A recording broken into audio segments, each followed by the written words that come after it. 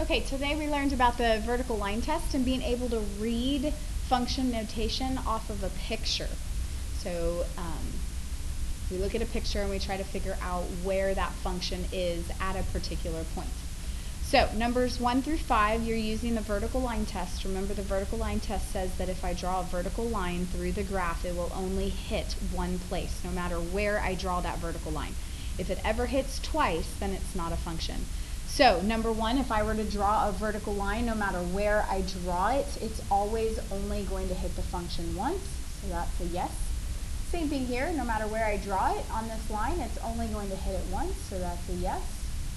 Number 3, notice if I draw a vertical line, I'm hitting it twice. This is a no, that is not a function. Number 4, again, no matter where I draw it, it will only hit one time. I'm sorry, that's a yes. I put a no, but I was saying that. No matter where I hit it, I will only hit it one time, so this is a yes.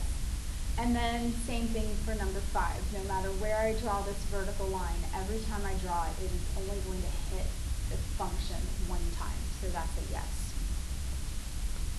Number 6. A, B, C, D, we're trying to find, using the graph to the right, we're trying to find where g of -4 is. So remember, this number right here inside the parentheses is my x value, and I am trying to find the y that goes with that x. So when I go on the x-axis to -4 and I travel up, my y value that goes with -4 is 2. So that's going to be the answer there. At g of 2, again, I'm going to 2 on the x-axis and I'm following it down to the picture, and I want to know what the y value is that goes with it, so this would be -2.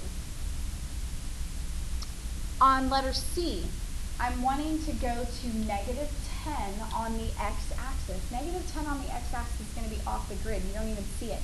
But if you notice, this goes on forever, so at everything past -4, it's always 2, because it doesn't matter where I go, that's a never-ending arrow at the end of that, so it will always be at 2 past x equal to -4.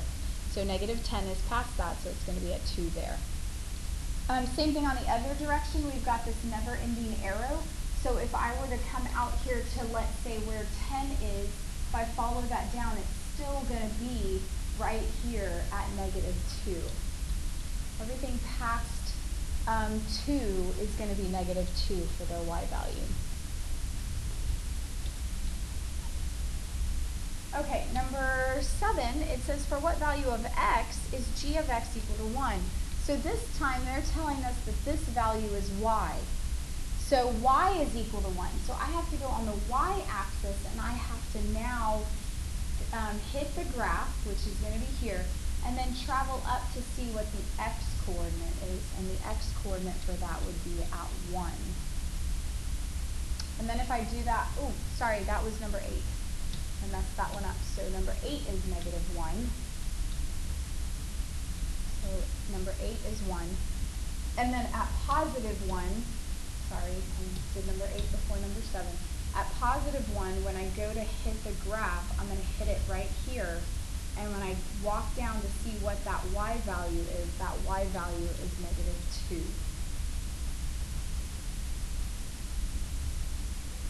All right, 9, 10, 11, they want you to fill in the information listed. So domain, remember, is where does the graph begin and where does the graph end going horizontally. So how wide is that graph?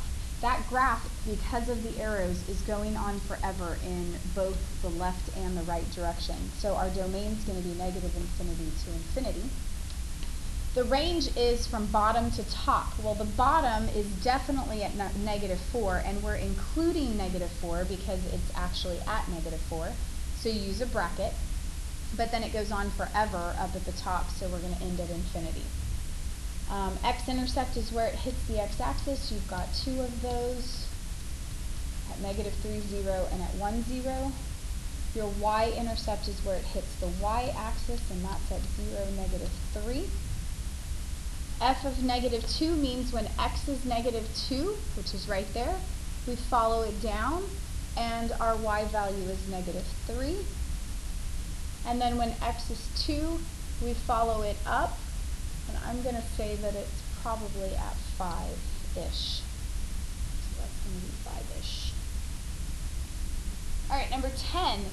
This is our absolute value function.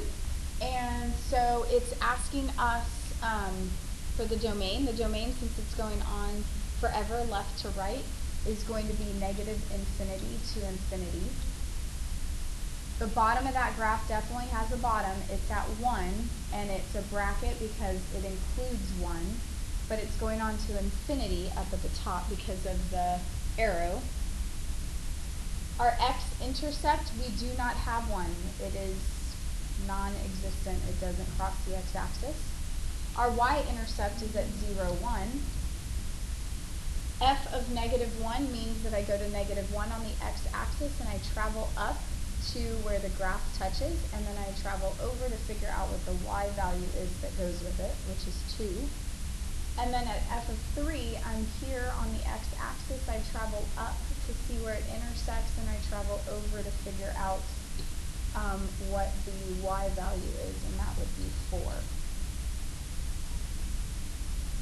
All right, number 11. Our domain is going to begin at 0. You notice it doesn't go past the y-axis, so it's beginning at 0 and it's going to 5, at 5. And at 5, it's an open circle, so it's going to be a parenthesis instead of a bracket. Closed circles are brackets and open circles are parentheses. Our range is going to go from -1, and again, it's the bottom of that up to the top of that. Bottom is a closed circle, so we're going to use a bracket. Top is an open circle, so we're going to use a parenthesis. Okay, so it's like you're framing. It went from here to here, that's our domain, and then from here to here, that's our range. X-intercept is at 2, 0. Y-intercept is at 0, -1. And f of 3, if we go to 3 on the x-axis and travel up, travel across, our y value is 1. And we're done.